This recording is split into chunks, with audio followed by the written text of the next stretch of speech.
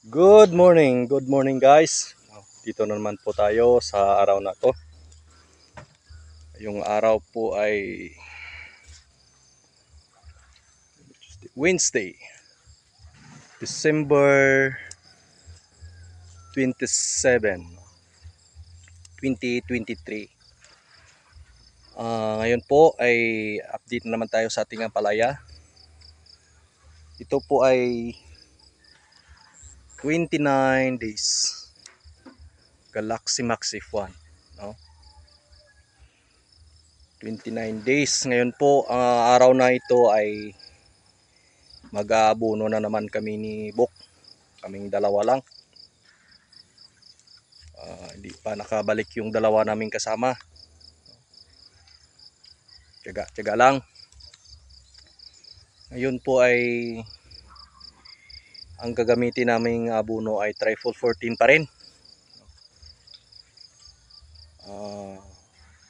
Fix lang muna kami sa 4 kilos per drum. Kasi po medyo hindi pa ganon ka matured ang ating apalaya or ganon ka dabong. So ni-observe po natin ang takbo ng ating ampalaya. So mag-fix lang muna kami sa 4 na kilo per drum, no? Sa age na 29 days. So praise God, maganda yung araw ngayon, hindi makulimlim, hindi tulad kahapon, no? Namuulan-ulan. So timing na timing to ang araw na to na mag-abono kami, no? Ito po, no? Mayroon na po tayong nakikitang mga bunga. Sana po ay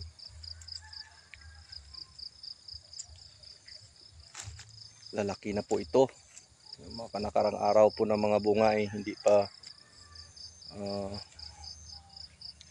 lumalaki, no? Hindi pa yung tamang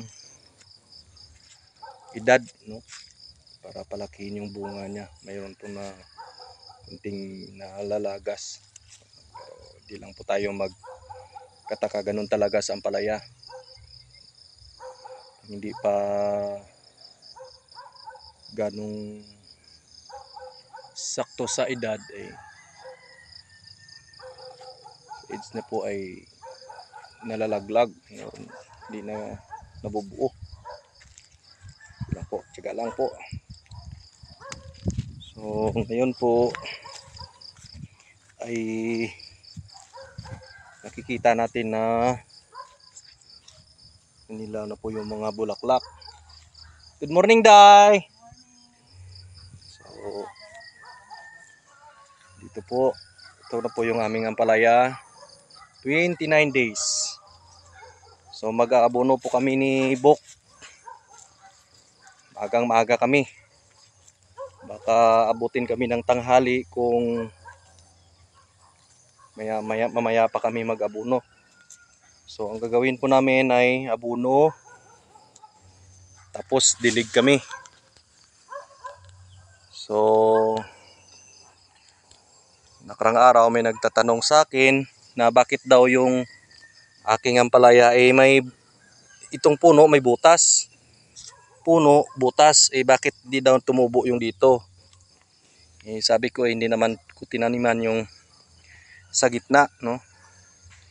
Ang purpose niyan po ay mag-abono, puno, gitna, puno. So ayun po. Sana nakatulong sa kanila, no? Maging po sa nanonood dito ka na makatulong po ito, no? So mag-aabono po kami ni Bok.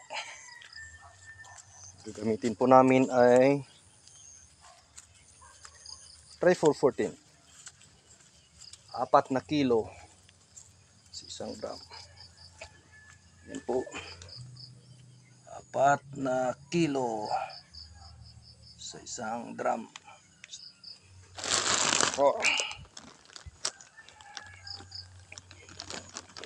Walang mahawak. Yes. Yan po. Bless.